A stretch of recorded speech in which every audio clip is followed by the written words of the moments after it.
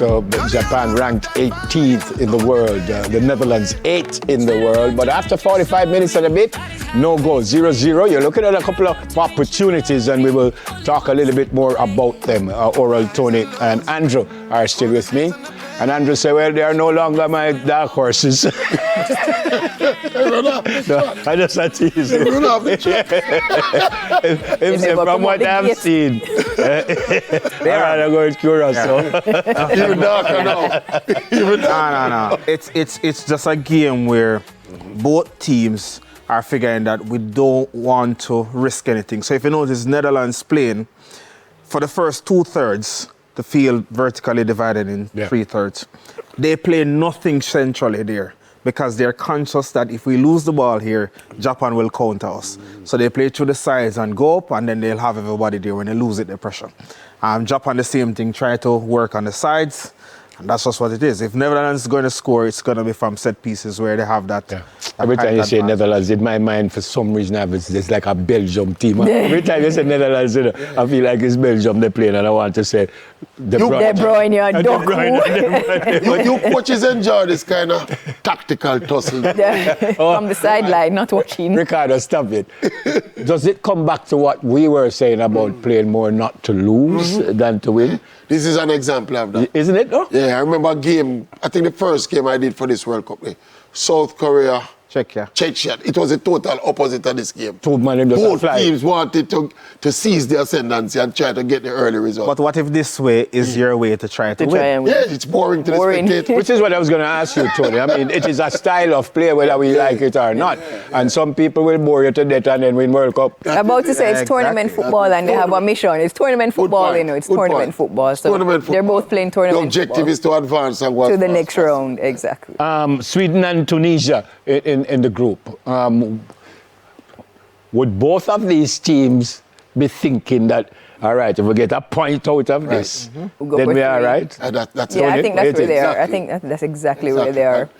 And when you look at the 4 teams in the group, they all have a chance. Who are the goal-scoring teams in the group? None really. None really. So it may come down to 4 teams ending up on 4 points and going. You know, that happened in a World Cup years ago where the 4 teams end up on must say 1 or 2 points. They had to spin a coin. To see who go. I remember Norway was one of them. I can remember that for sure. Let's look at some of the maybe half chances, maybe some good chances to see what could have gone on. It didn't go on, by the way. Netherlands first, Andrew.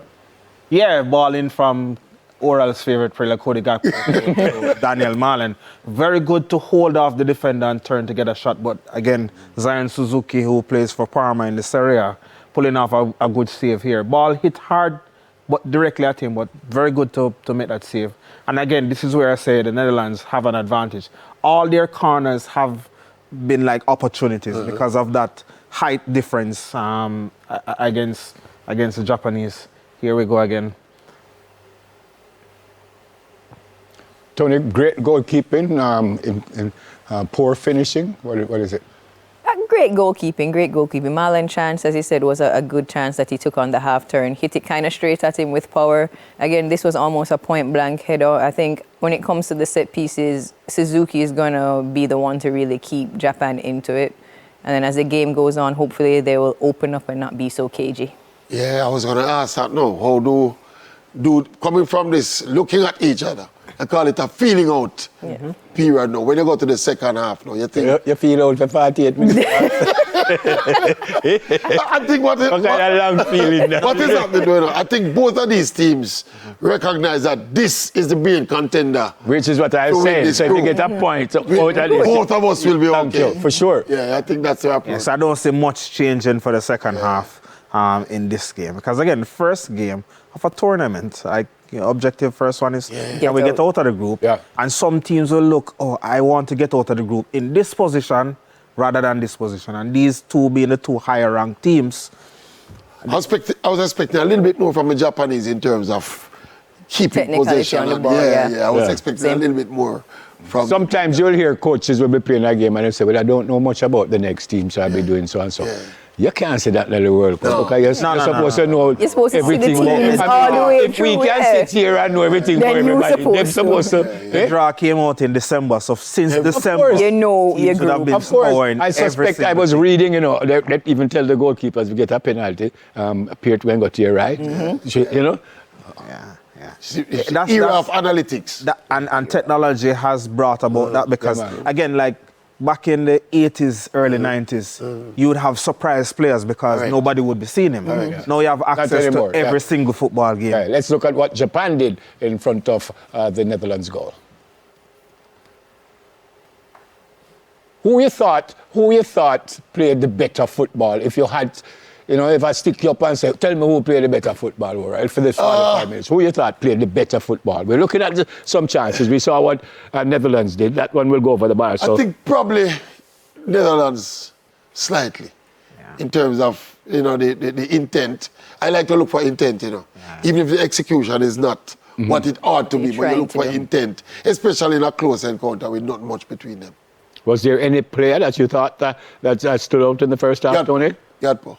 For me, Gap. not at all. Gakpo has seen a lot of the ball, and he stood out because you don't like him. But other than that, no. I asked Tony a question. And you answer about Gakpo.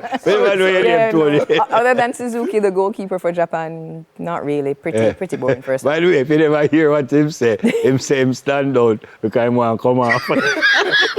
You just don't like the ball. You know what I love?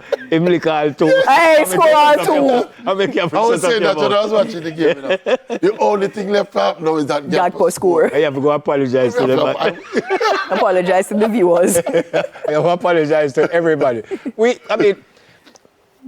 One of the issues with why the United States over the time of soccer, why they don't like it is exactly that.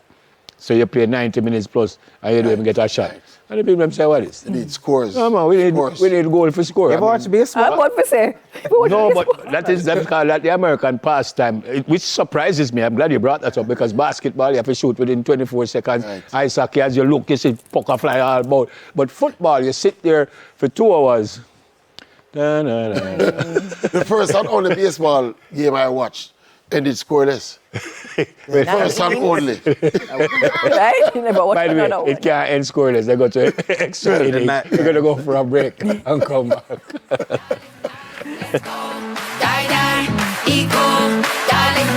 Let's go.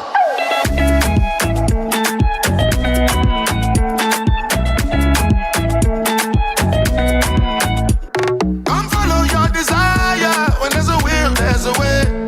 You're the owner of that fire. No one can take it away. Sweat and blood to write your story. Now bring it like you mean it. Just like you mean it. Olvida lo que vale. Juega como tú sabes. Como tú sabes. And it's just contagious, And it never fails. No. All right, 59% the Netherlands? Didn't seem like that, truth be told. That's a whole lot of possession. More attempts on goal for the Netherlands, more attempts on target for the Netherlands. They have more corners, they have more passes completed, and they win back the ball quicker than Japan. So they're all over Japan, but guess what? The most important statistic is right at the top. No goals in that one. So day 4 of competition, and we've had some really, really interesting performances. Yeah. I don't know if I would say we've had great performances just yet. But in case you've just joined this morning, Curacao scored in the World Cup for the first time. And well, it's the first time they're in the World Cup, but they gave up 7 goals and lost 7-1 to Japan. What has been impressive, though, Bertis, has been the attendance at the games. Yeah, man. People pull up the place. Surprisingly. Because I played the money. Based on the cost for the tickets. Yeah, the Japanese coach, sir. Second half. Change gear. Try to get the 3 points. Change gear in what way?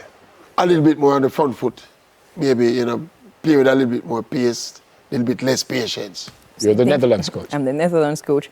Can we see some more central progressions? Take a risk. I know we want to go out and get a point. It's tournament football, but let's entertain the fans. You're the referee. Don't be the highlight of the game. Who will win the match? I told you it's going to be a 0-0 draw. Or You 1-1 did say a draw. 1-1. All right. Well, we're getting ready for the second half. And remember, we do have a couple more games. We're not going to carry them live, but there are 4 games on today. And the first one gone, Germany over Curacao and the Netherlands. Boy, I don't know why I want to say Belgium, the Netherlands up against Japan. I think they're ready for us to go back for the start of the second half. We'll be here at the end. Stay with us.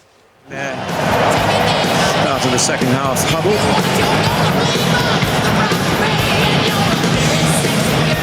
Would you have expected any changes, Andy? It looks as though we haven't got any. Yeah, no, I wouldn't have, Martin. No, not at this stage. Very